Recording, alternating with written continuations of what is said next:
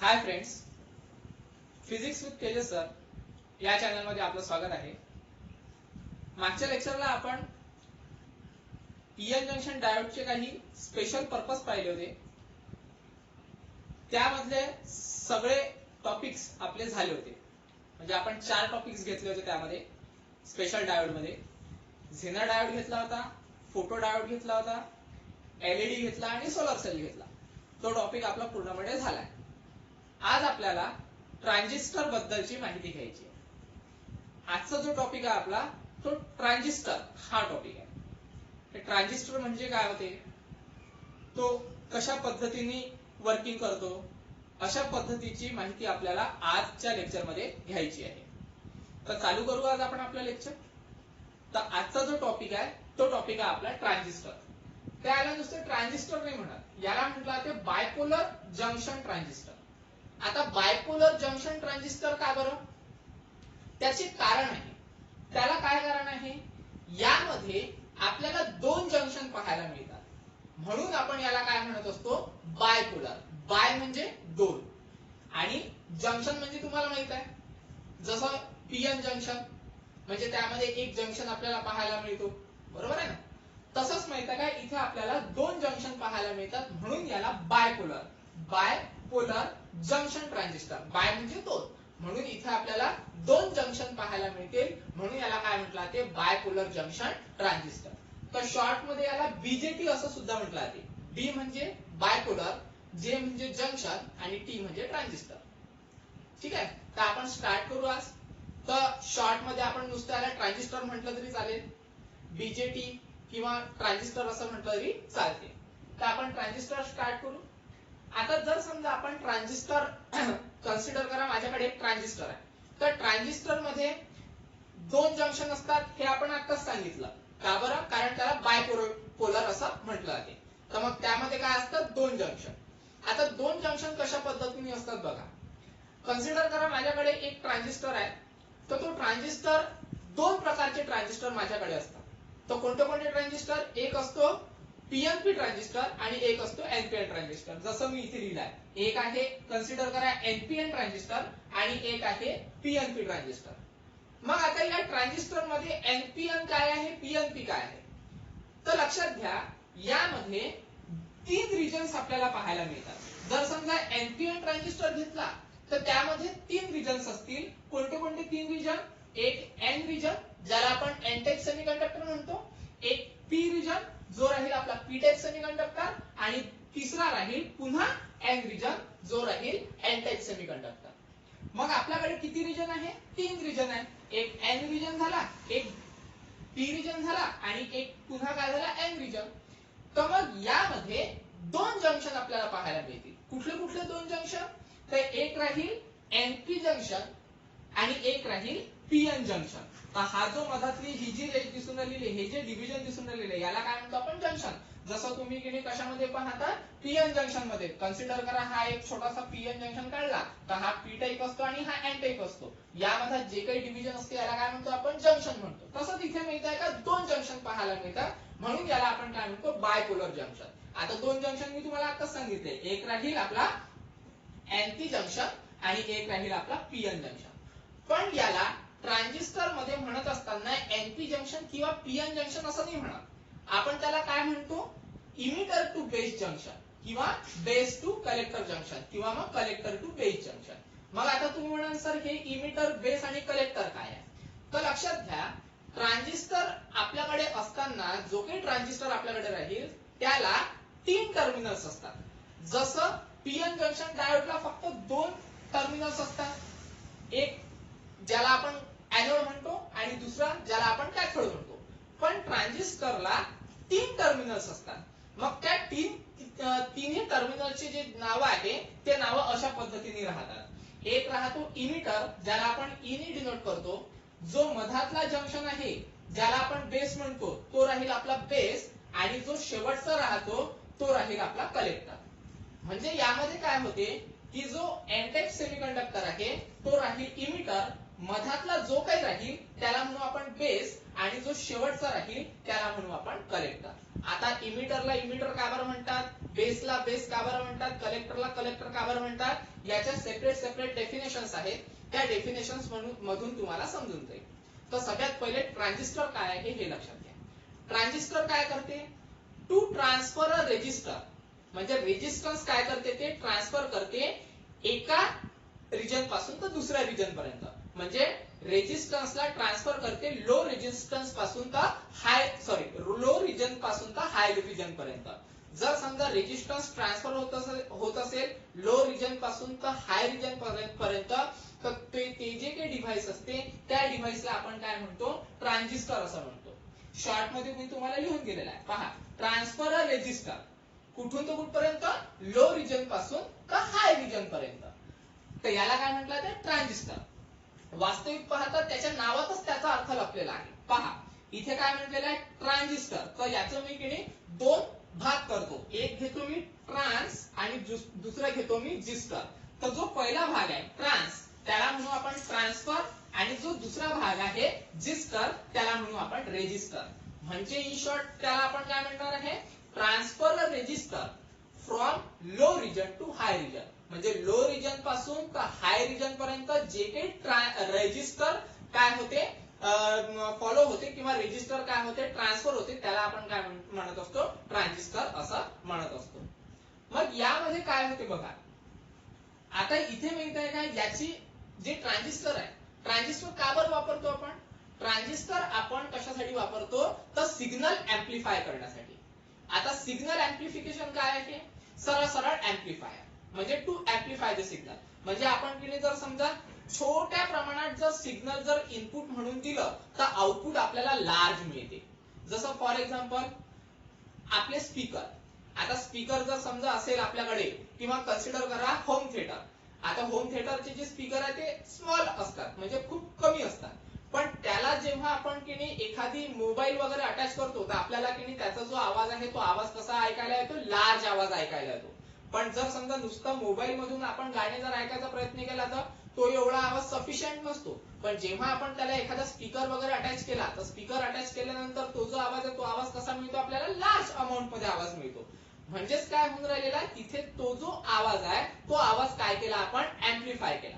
म्हणजे मायन्यूट मध्ये आपण देणार इनपुट, पण आउटपुट जे मिळेल आपल्याला ते आउटपुट कसं मिळणार आहे, लार्ज अमाऊंट मध्ये आउटपुट मिळणार आहे. तर याला काय म्हटलं ते एम्प्लिफायर. तर इथे माहितीये का ट्रान्झिस्टर तेच काम करतो. काय करतो तर जो सिग्नल आहे तो सिग्नल एम्प्लिफाय करतो. कुठेतरी आपण स्मॉल इनपुट देतो, कन्सिडर करा इथे मी काहीतरी इनपुट दिलं एकदम स्मॉल अमाऊंट मध्ये एखाद्या डिव्हाइसला, आणि इकडे कुठेतरी आउटपुट आपल्याला कसं मिळणार आहे, लार्ज आउटपुट मिळणार आहे. तर हे कशाच्या माध्यमातून मिळते आपल्याला, त्या ट्रान्झिस्टरच्या माध्यमातून मिळते. ठीक आहे. तर मग जे इनपुट आपण स्मॉल देणार आणि त्याचा आउटपुट आपल्याला लार्ज मिळते, तर हे कशा पद्धतीने मिळते तर त्याच्या डेफिनेशन्स वरून. कारण त्याची डेफिनेशन काय म्हणतो आपण की जे रेजिस्टन्स आहे ते रेजिस्टन्स आपण लो रिजन पासून तर हाय रिजन पर्यंत काय करतो, ट्रान्सफर करतो. तर त्यालाच काय म्हटलं ते ट्रान्झिस्टर म्हटलं जाते. तर मग जेव्हा रेजिस्टन्स हे लो रिजन पासून तर हाय रिजन पर्यंत आपण ट्रान्सफर करतो, त्याच्याचमुळे इथे आपल्याला काय मिळते की सिग्नल जे आहे ते एम्प्लिफाय होऊन मिळते. म्हणजे जर स्मॉल अमाऊंट ऑफ सिग्नल दिलं तर ते आपल्याला लार्ज मध्ये पाहायला मिळते, म्हणजे टू एम्प्लिफाय द सिग्नल. ठीक आहे. तर हे झाले ट्रान्झिस्टर. मग आता की मी तुम्हाला सांगितलं होतं, मी काय सांगितलं होतं की जे काही ट्रान्झिस्टर आहे ते ट्रान्झिस्टर आपल्याकडे दोन प्रकारचे ट्रान्झिस्टर पाहायला मिळतात. एक राहील एनपीएन ट्रान्झिस्टर आणि दुसरा आहे पीएनपी ट्रान्झिस्टर. तर हा ट्रान्झिस्टर सांगितलेला आहे, हा कोणता ट्रान्झिस्टर आहे माझ्याकडे, एनपीएन ट्रान्झिस्टर. मग याची पण एक डेफिनेशन तयार होते. डेफिनेशन कशी तयार होते पहा, ज्या वेळेस पी टाइप सेमीकंडक्टर जर समजा दोन एन टाइप सेमीकंडक्टरच्या मधात असेल तर त्याला काय म्हटलं ते एनपीएन ट्रान्झिस्टर. म्हणजे पी टाइप सेमीकंडक्टर घेतला आपण, तो पी टाइप सेमीकंडक्टर दोन एन टाइप सेमीकंडक्टरच्या काय आहे मधात आहे, तर याला काय म्हणू आपण एनपीएन ट्रान्झिस्टर. म्हणजे जर समजा की डेफिनेशन तयार करायची असेल तर कशी डेफिनेशन तयार करू आपण, P type semiconductor is sandwich between the two N type semiconductor. For example जर आपण तिने विचार केला, एखादा एक्झाम्पल दिलं तर कोणतं, क्रीम बिस्किट. क्रीम बिस्किट माहिती आहे ना, दोन्ही साईडला काय असते, बिस्किट असते, त्याच्या मधात काय असते, क्रीम असते. तसंच आहे, दोन्ही साईडला बिस्किट आहे, त्याच्या मधात काय आहे, क्रीम आहे. आलं लक्षात? तर याला काय म्हणतो आपण, एनपीएन ट्रान्झिस्टर. तशाच पद्धतीने आपल्याला पीएनपी ट्रान्झिस्टर पाहायला मिळते. मग याची डेफिनेशन कशी तयार करावी लागेल, बस याची उलटी. फक्त दोन पी टाइप सेमीकंडक्टरच्या मध्ये एक एन टाइप सेमीकंडक्टर, म्हणजे काय राहील तो, पीएनपी ट्रान्झिस्टर. म्हणजे काय मिळेल आपल्याला, की एन टाइप सेमीकंडक्टर मधात राहील आणि त्याच्या आजूबाजूला काय राहील, तर पी टाइप सेमीकंडक्टर राहील. ठीक आहे. तर मग आता की नाही आपल्याकडे आहे एनपीएन ट्रान्झिस्टर आणि दुसरा आहे आपल्याकडे पीएनपी ट्रान्झिस्टर. तर याचे सिम्बॉल्स पण राहतील, कारण आपण की नाही पीएन जंक्शन डायोड पाहिला तर त्याचा पण सिम्बॉल होता. त्याच्यानंतर 4 डायोड आपण स्पेशल डायोड पाहिले होते, त्याचा पण सिम्बॉल होता. तसं मग आपल्याकडे माहिती आहे का, एनपीएन चा पण सिम्बॉल आहे आणि पीएनपी चा पण सिम्बॉल आहे. आता ते सिम्बॉल मी दोन्ही काढलेले आहे. हा कन्सिडर काय, एक सिम्बॉल आहे, हा आहे माझ्याकडे दुसरा सिम्बॉल. पण तुम्ही म्हणाल सर दोन्ही सिम्बॉल तर सारखेच आहे, याच्यात फरक काय आहे. तर फरक आपल्याला कधी पाहायला मिळतो, ज्या वेळेस याच्यात एक मायन्यूट चेंज राहतो. तो मायन्यूट चेंज काढतो मी आता. ज्या वेळेस आता इथे पण 3 टर्मिनल्स आहेत, तर 3 टर्मिनल पहिले घेऊन घेतो. तर कन्सिडर करा, हा जो मधातला रिजन आहे, बरोबर आहे, मधात आहे, म्हणून याला सरळ सरळ काय म्हणू आपण, बेस म्हणू. ठीक आहे. त्याच्यानंतर सगळ्यात पहिले मी एरो काढतो आणि एरो काढल्यानंतर मग मी तुम्हाला सांगतो कलेक्टर आणि इमिटर कुठला राहील. तर एक एरो काढतो मी, समजा मी हा एरो काढला. ओके. तर जो एरो वाला आहे, जो काय आहे एरो वाला, तर तो एरो वाला राहील माझा इमिटर आणि बिना एरो वाला राहील माझा कलेक्टर. इथे तसंच करतो मी, जो मधातला आहे तो बेस कन्सिडर करायचा. ओके. त्याच्यानंतर एक एरो काढतो मी, जो एरो वाला आहे तो माझा राहील इमिटर आणि जो बिना एरो वाला आहे तो राहील माझा कलेक्टर. मग तुम्ही म्हणाल सर एरो दोन्ही ठिकाणी आहे, पण मग आता आपल्याकडे प्रश्न काय आहे की कोणता पीएनपी आहे आणि कोणता एनपीएन आहे.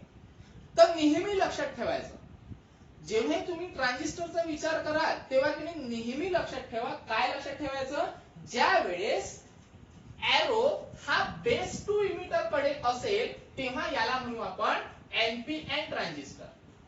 काय म्हटलं मी, ज्या वेळेस हा जो एरो आहे, हा एरो बेस टू इमिटर असेल त्यावेळेस राहील एनपीएन ट्रान्झिस्टर. आणि जर समजा एरो हा इमिटर टू बेस असेल, एरो कुठे असेल, इमिटर टू बेस, तर याला काय म्हणू आपण, पीएनपी ट्रान्झिस्टर.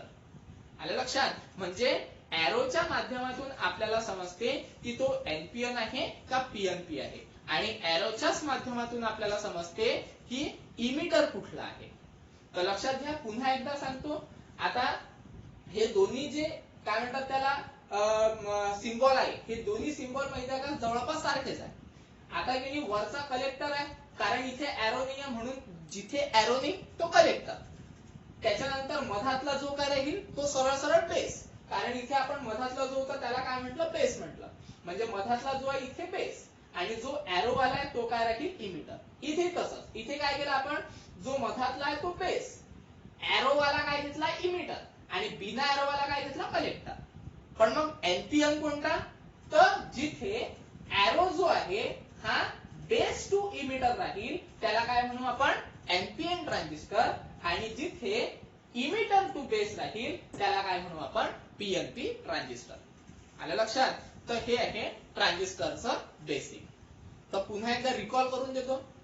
जी डेफिनेशन आहे ट्रान्झिस्टरची, ती ट्रान्झिस्टरची डेफिनेशन कशी आहे की जेव्हा आपण सिग्नलला एम्प्लिफाय करायचं असते त्यावेळेस आपण ट्रान्झिस्टरचा वापर करतो. मग सिग्नलला एम्प्लिफाय कशा पद्धतीने करतो, तर जर समजा आपण एखाद्या रेजिस्टन्स घेतलं, ते रेजिस्टन्स आपल्याला लो रिजन पासून तर हाय रिजन पर्यंत ट्रान्सफर करायचं असेल तेव्हा आपण ट्रान्झिस्टरचा काय करत असतो, वापर करत असतो. मग त्याच्यानंतर काय म्हटलं, त्यामध्ये 3 टर्मिनल्स आपल्याला पाहायला मिळतात. कोणते कोणते 3 टर्मिनल्स, तर एक राहील इमिटर, दुसरा राहील बेस, तिसरा राहील कलेक्टर. ठीक आहे. मग यामध्ये किती टाइप्स पडतात, तर 2 टाइप्स. कोणते कोणते, एक एनपीएन आणि एक पीएनपी. एनपीएन कसा, तर एक P type semiconductor, sorry 2 P type N type सेमीकंडक्टरच्या मध्ये एक पी टाइप सेमीकंडक्टर सेमीकंडक्टर. काय म्हटलं मी? दोन एन टाइप सेमीकंडक्टरच्या मधात एक पी टाइप सेमीकंडक्टर. आणि पी आणि पी काय आहे? तर दोन पी टाइप सेमीकंडक्टरच्या मधात एक एन टाइप सेमीकंडक्टर. मग जो मधातला आहे त्याला म्हणू आपण बेस. ओके. त्याच्यानंतर इमिटर आहे त्याला ई म्हणू, आणि त्याच्यानंतर कलेक्टर आहे त्याला काय म्हणू आपण? सी. असे तीन टर्मिनल्स आपल्याला पाहायला मिळतात. आता पाहू या इमिटर, बेस आणि कलेक्टर यांचे काय म्हणतात त्याला डेफिनेशन्स. आता इमिटर, बेस आणि कलेक्टरचे डेफिनेशन्स पहा कसं आहे. तर आता कन्सिडर करा माझ्याकडे काय आहे? इमिटर आहे. ठीक आहे, इमिटर. आता इमिटर म्हणजे त्याच्या नावातच त्याचा अर्थ लपलेला आहे. इमिटर म्हणजे इमिट करणे. जसं आपण माहिती काय एलईडी मध्ये म्हटलं होतं लाईट इमिटिंग डायोड, म्हणजे त्यांनी काय केलं होतं? लाईट इमिट केला होता. तर इथे पण तो काय करतो? काहीतरी इमिट करतो. आता कन्सिडर करा माझ्याकडे एनपीएन ट्रान्झिस्टर आहे. ओके.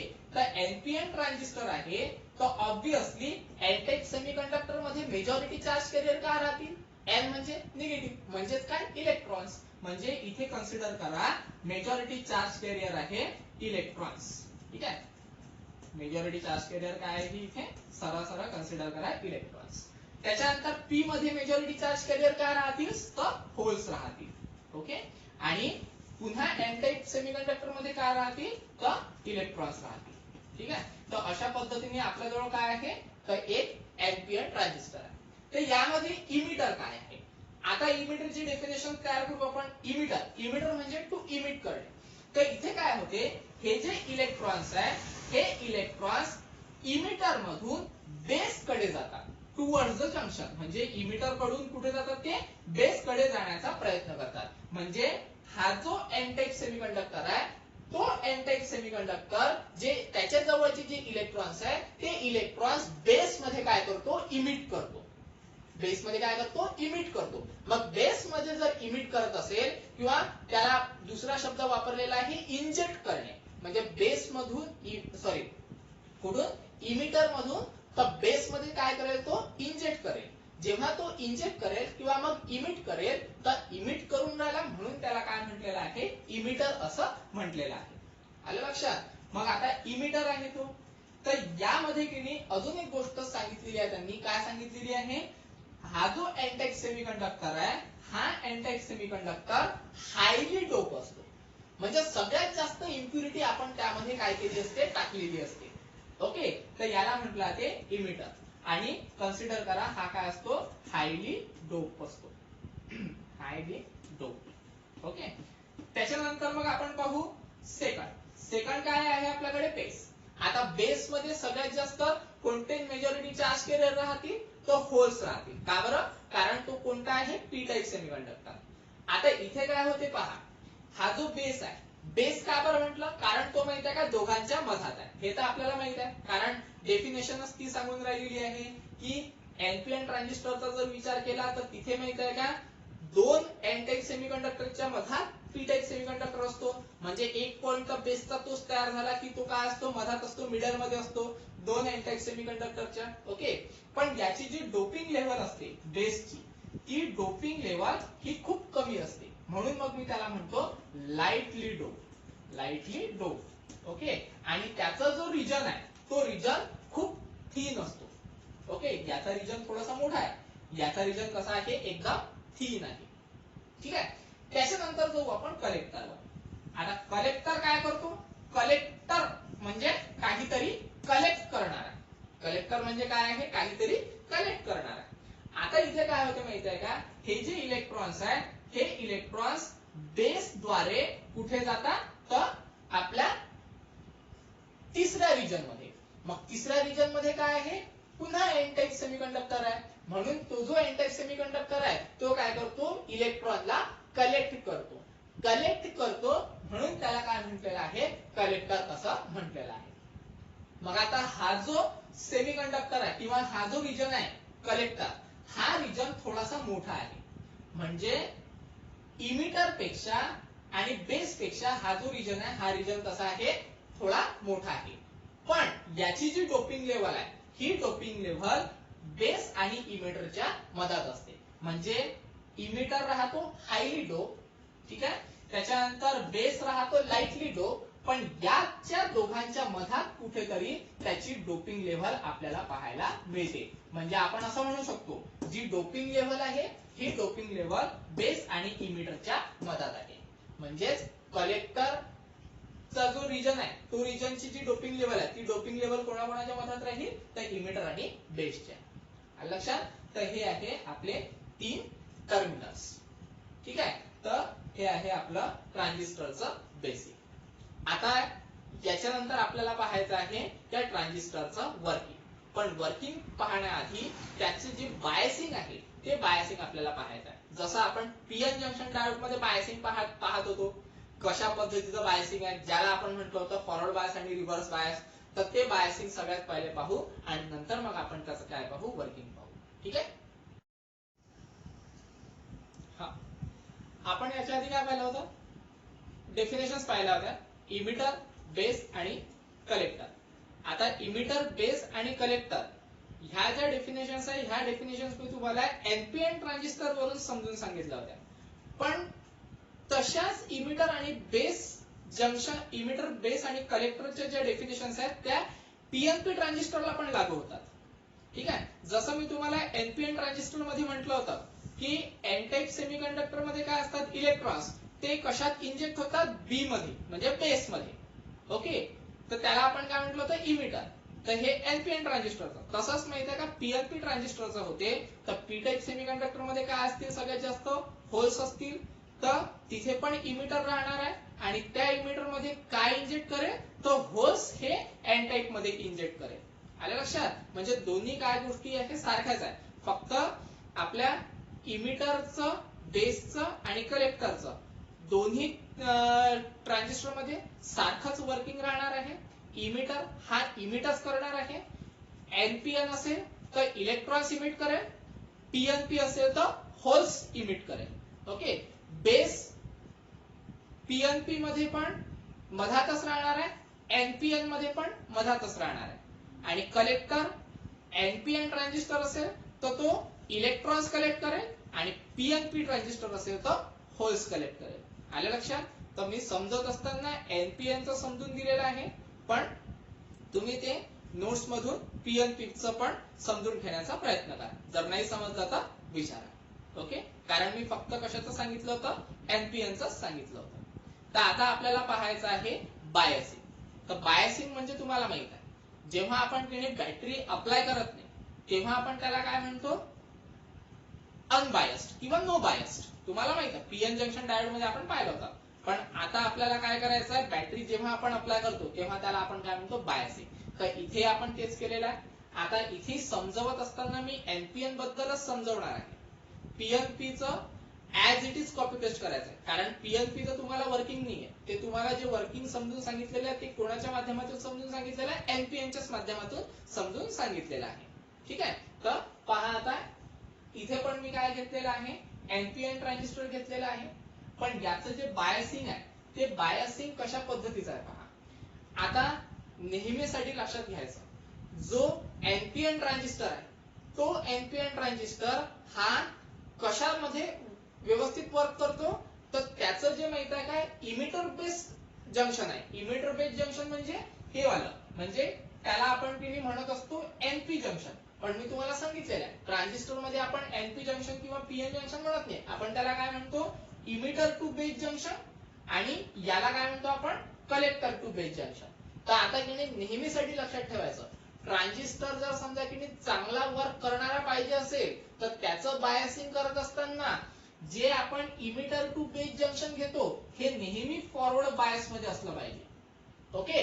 आणि कलेक्टर टू बेस जंक्शन हे नेहमी रिव्हर्स बायस मध्ये असलं पाहिजे.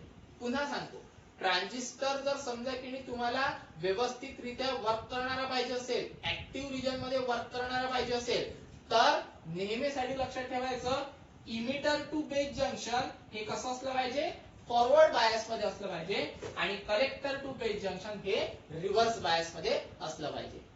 आता पहा काय होते. आता तुम्हाला माहित आहे फॉरवर्ड बायस काय आणि रिव्हर्स बायस काय. आता हा आहे एन टाइप सेमीकंडक्टर म्हणजे आपण फॉरवर्ड बायस पाहिजे असेल तर काय करत असतो एन टाइप सेमीकंडक्टर जोडतो बॅटरीच्या निगेटिव्हला आणि पी टाइप सेमीकंडक्टर म्हणजे जे होल्स आहे ते होल्स म्हणजे पी टाइप सेमीकंडक्टर हा कोणाला जोडतो आपण बॅटरीच्या पॉझिटिव्हला. आलं लक्षात? म्हणून याला काय म्हणतो आपण फॉरवर्ड बायस म्हणतो. ओके, आता इथे रिव्हर्स बायस. रिव्हर्स बायस मध्ये पहा काय केलेलं आहे. पी टाइप सेमीकंडक्टर कोणाला जोडलेला आहे? निगेटिव्हला जोडलेला आहे. आणि एन टाइप सेमीकंडक्टर कोणाला जोडलेला आहे? पॉझिटिव्हला जोडलेला आहे. म्हणजे इथे काय झालं? पॉझिटिव्ह निगेटिव्ह झालं असं कन्सिडर करा. इथे काय झालं? निगेटिव्ह पॉझिटिव्ह झालं असं कन्सिडर करा. निगेटिव्ह पॉझिटिव्ह पॉझिटिव्ह निगेटिव्ह काय बरं म्हणत आहे? कारण याच्यावर आहे पॉझिटिव्ह चार्ज आणि बॅटरीचा निगेटिव्ह. याच्यावर आहे निगेटिव्ह चार्ज आणि बॅटरीचा पॉझिटिव्ह. इथे आपण काय केलं? इलेक्ट्रॉनवर कोणता चार्ज असतो? Negative charge. म्हणजे निगेटिव्ह चार्ज कोणाला जोडला? एन कोणाला जोडला? निगेटिव्ह टर्मिनलला. आणि पी कोणाला जोडलेला आहे आपण? पॉझिटिव्ह टर्मिनलला. म्हणजे हा मिळाला फॉरवर्ड बायस मध्ये आणि हा मिळाला आपल्याला रिव्हर्स बायस मध्ये. ज्यावेळेस तुम्ही इमिटर टू बेस जंक्शन हे फॉरवर्ड मध्ये अप्लाय कराल आणि collector to base junction reverse bias मध्ये अप्लाय कराल तेव्हाच हा व्यवस्थितरित्या काय करेल? वर्क करेल. तुम्ही रिव्हर्स रिव्हर्स जर जोडलं किंवा फॉरवर्ड फॉरवर्ड जर जोडलं तर तो व्यवस्थित वर्क करत नाही. ओके, तर ते तुम्हाला कॅरेक्टरिस्टिक्स मध्ये माहितच होऊन जाईल की कशा पद्धतीने वर्क करते. रिव्हर्स रिव्हर्स असलं तर किंवा फॉरवर्ड फॉरवर्ड असलं तर. पण जर समजा व्यवस्थित जर वर्किंग करायचं असेल तर त्याच्यासाठी आपल्याला emitter to base junction forward मध्ये लागेल, कलेक्टर टू बेस जंक्शन हे रिव्हर्स मध्ये लागेल. आलं लक्षात? तर हे जर समजा डायग्राम व्यवस्थित जर दिसत नसेल तर थोडस स्क्रीनशॉट काढून त्याला झूम करून पाहण्याचा प्रयत्न करा. ओके, आता याचं पाहू आपण वर्किंग. वर्किंग मध्ये काय आहे? वर्किंग साठी हीच डायग्राम कन्सिडर करतो मी आणि त्याच डायग्राम वरून मी वर्किंग समजवण्याचा प्रयत्न करतो. Working of transistor. आता पहा, एन म्हणजे एन टाइप सेमीकंडक्टर. याच्यामध्ये मेजॉरिटी चार्ज कॅरियर काय असतात? इलेक्ट्रॉन्स. ओके, त्याच्यानंतर पी म्हणजे पी टाइप सेमीकंडक्टर. याच्यामध्ये मेजॉरिटी चार्ज कॅरियर्स काय असतात? होल्स आहे. त्याच्यावर कोणता चार्ज असेल? Obviously positive charge. त्याच्यानंतर पुन्हा एन टाइप सेमीकंडक्टर आहे. याच्यामध्ये कोणते चार्ज कॅरियर जास्त असतील? तर इलेक्ट्रॉन्स असतील. आता होते काय पहा. आता इथे होते काय? तुम्हाला माहित आहे याच्यावरही निगेटिव्ह चार्ज आहे, याच्यावरही निगेटिव्ह चार्ज आहे. म्हणजे माहित आहे का? इलेक्ट्रॉन निगेटिव्ह चार्ज मुळे रिपेल होतील आणि रिपेल होत असल्या कारणाने हे जे इलेक्ट्रॉन्स आहे हे इलेक्ट्रॉन्स या पी टाइप कडे जाण्याचा प्रयत्न करतील, ज्याला आपण इमिट म्हणतो. म्हणजे एन साइड कडचे जेवढे इलेक्ट्रॉन्स आहेत ते इलेक्ट्रॉन्स पी साइड कडे जातील. म्हणजे पी साइड कडे काय होतील? इमिट होतील. आता इमिट होत असताना काय होते? तुम्हाला माहित आहे की हा जो होल्स आहे आणि या इलेक्ट्रॉनचं काय होईल? रिकॉम्बिनेशन होईल. आता इथे होते काय पहा. हा जो पी टाइप सेमीकंडक्टर आहे हा लाइटली डोप आहे आणि हा जो एन टाइप सेमीकंडक्टर आहे हा हेवीली डोप आहे. आता लाइटली डोप असल्या कारणाने फक्त काहीच इलेक्ट्रॉनचं होल सोबत काय होईल? रिकॉम्बिनेशन होईल. म्हणजे असं कन्सिडर करा, या डायग्राम वरून जर समजून सांगण्याचा जर प्रयत्न केला तर यामध्ये असं कन्सिडर करा, इथे किती आहेत होल्स? तर 3च होल्स आहेत, बरोबर आहे. आणि इथे इलेक्ट्रॉन्स किती आहेत? तर 9 इलेक्ट्रॉन्स आहेत. 1 2 3 4 5 6 7 8 9. आणि इथे होल्स किती आहेत? 3च आहेत. 1 2 3. म्हणजे असं कन्सिडर करा तुम्ही, फक्त हे जे 3 इलेक्ट्रॉन्स आहे या 3 इलेक्ट्रॉन्सचं या 3 होल सोबत काय होईल? रिकॉम्बिनेशन होईल. का बरं असं म्हणतोय मी? ऍक्च्युअली ते तशा पद्धतीचं नाहीये, पण समजून सांगत असताना तसं सांगत आहे. पण त्याची ऍक्च्युअल थेअरी काय आहे की हे लाइटली डोप आहे आणि हे हेवीली डोप आहे. म्हणून लाइटली डोप वाल्यासोबत काहीच इलेक्ट्रॉनचं काय होईल? रिकॉम्बिनेशन होईल. मग आता इथे काय होते माहित आहे का? फक्त 5% जे इलेक्ट्रॉन्स आहेत, फक्त किती पर्सेंट? 5% जे इलेक्ट्रॉन्स आहे त्यांचंच काय होते? होल्स सोबत रिकॉम्बिनेशन होते. त्यांचंच काय होते? फक्त 5% इलेक्ट्रॉनचंच काय होते? होल सोबत रिकॉम्बिनेशन होते. मग बाकीचे 95% कुठे जातील? तर बाकीचे जे 95% आहे म्हणजे हे जे कन्सिडर करा 6 इलेक्ट्रॉन्स आहेत, हे 6 इलेक्ट्रॉन्स व्हाया बेस कुठे जातील? तर या एन रिजन कडे जातील. आलं लक्षात? म्हणजे कलेक्टर कडे जातील. म्हणजे तो कलेक्टर काय करेल? हे जे 6 इलेक्ट्रॉन्स आहे हे 6 इलेक्ट्रॉन्स काय करेल? तो कलेक्ट करेल.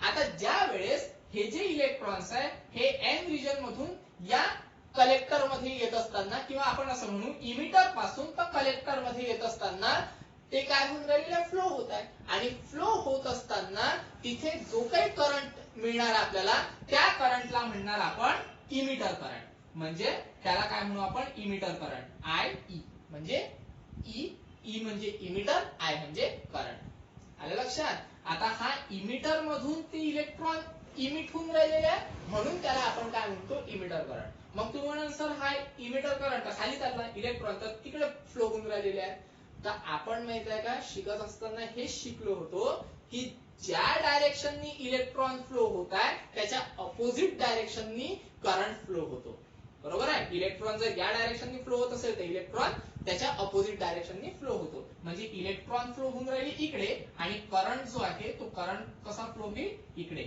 आणि मग इमिटर मधून इलेक्ट्रॉन चाललेले आहे म्हणून मग मिळत असताना आपल्याला काय मिळणार आहे इमिटर करंट मिळत आहे जो की मी इथे दाखवलेला आहे डायग्राम दिसत नसेल तर पुन्हा तेच सांगतो थोडासा स्क्रीनशॉट काढा आणि झूम करून पाहण्याचा प्रयत्न करा त्याच्यानंतर आता जेव्हा माहिती का रिकॉम्बिनेशन होते मग रिकॉम्बिनेशन होत असताना आपल्याला बेस मधून पण काही प्रमाणात करंट मिळत असतो तर तो जो करंट मिळून राहिला आपल्याला बेस मधून त्या करंटला म्हणतो आपण आयबी आयबी म्हणजे बेस करंट आयबी म्हणजे काय होतो बेस करंट आले लक्षात त्याच्यानंतर इकडचे सगळे इलेक्ट्रॉन कुठे आले कलेक्टर कडे आले म्हणजे कलेक्टरने काय केले सगळे इलेक्ट्रॉन काय केलेले आहे कलेक्ट केलेले आहे आणि ते जे इलेक्ट्रॉन आहे ते इलेक्ट्रॉन या पॉझिटिव्ह टर्मिनल मुळे काय होतात या पॉझिटिव्ह टर्मिनल कडे काय होतील अट्रॅक्ट होतील म्हणजे इथून इलेक्ट्रॉन पुन्हा काय होऊन राहिलेले आहे फ्लो होत आहे म्हणजे माहित आहे का पुन्हा आपल्याला इथून काहीतरी करंट मिळून राहिलेला आहे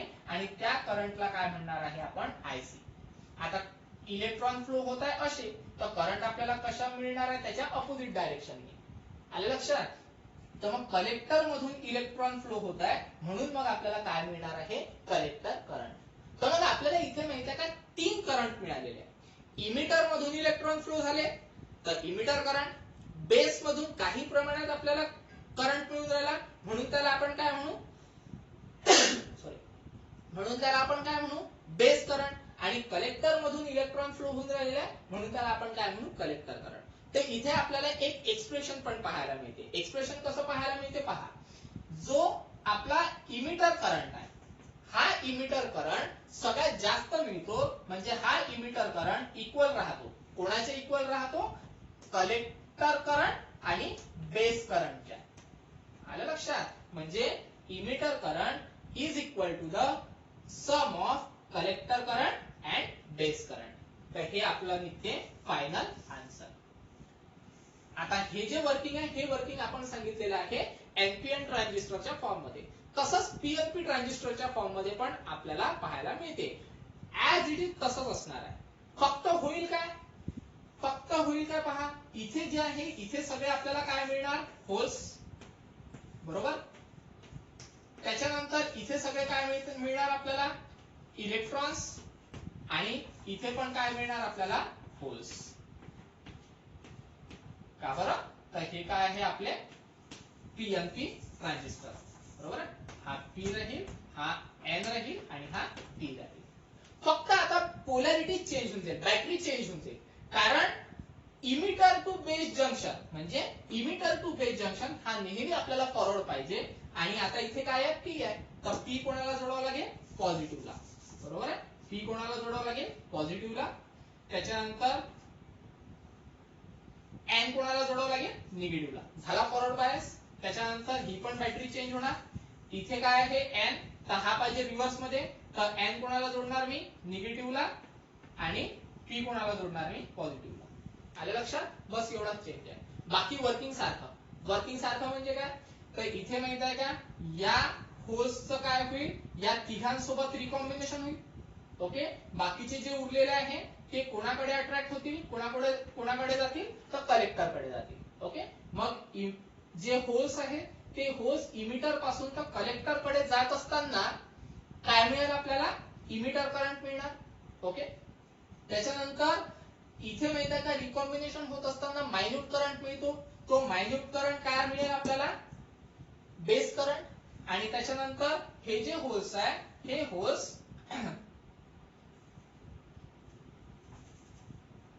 2 मिनिटं, इथे काहीतरी गडबड झालेली आहे.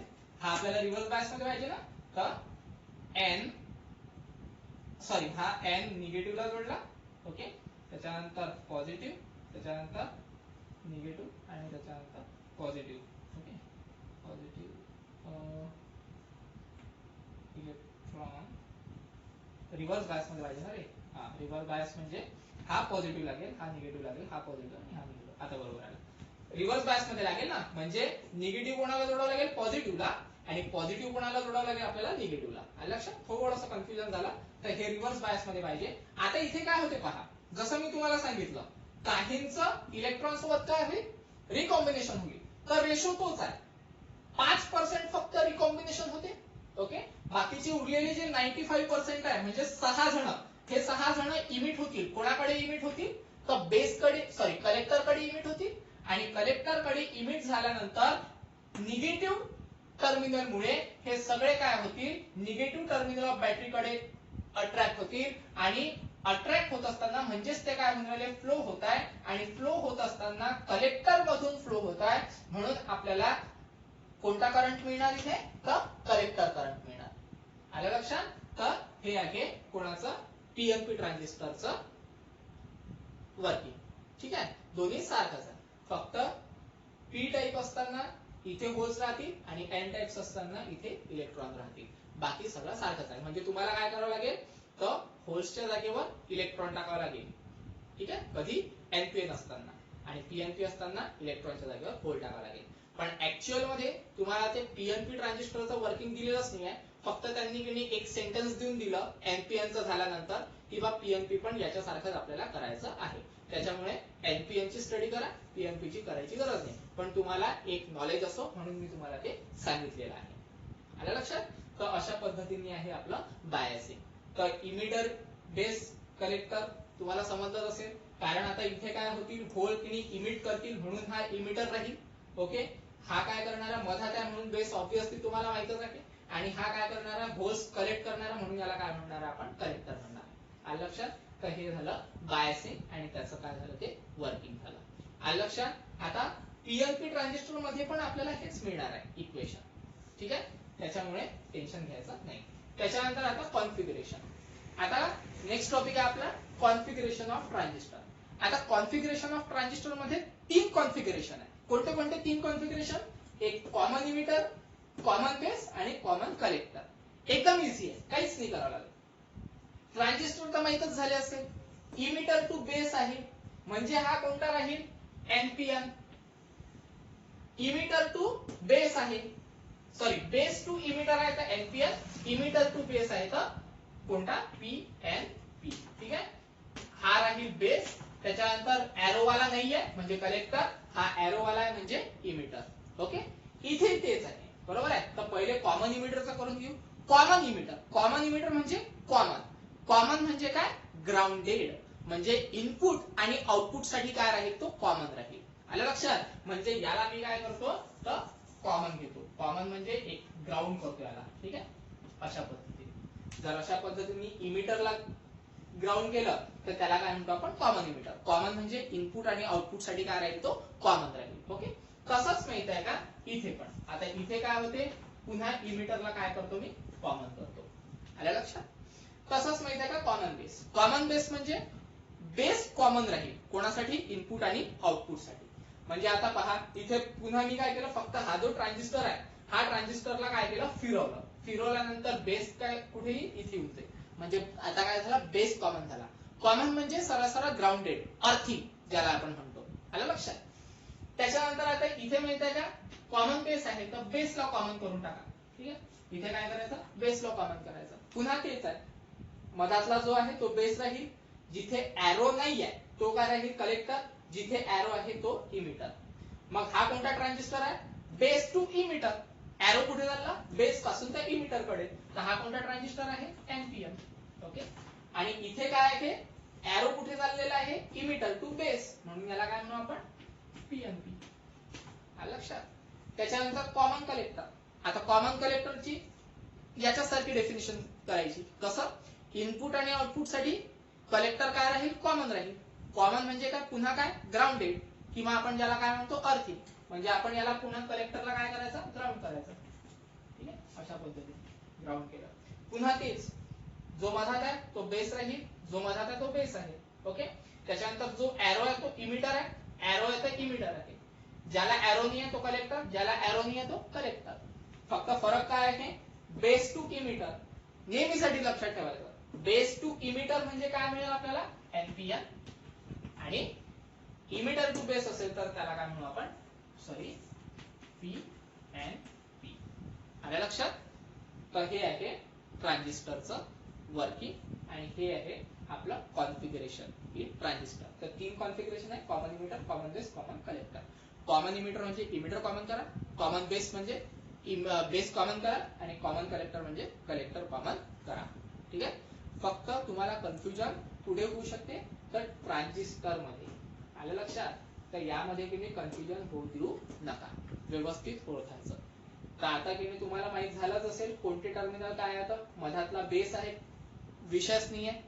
ज्याला एरो नाही आहे तो कलेक्टर कन्सिडर करा, ज्याला एरो आहे तो इमिटर.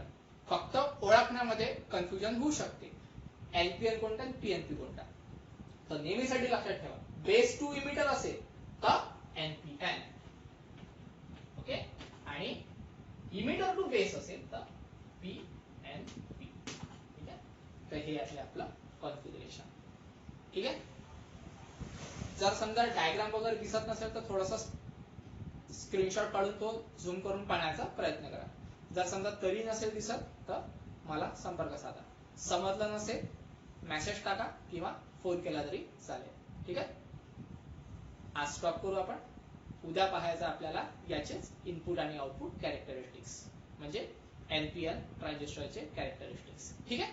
धन्यवाद.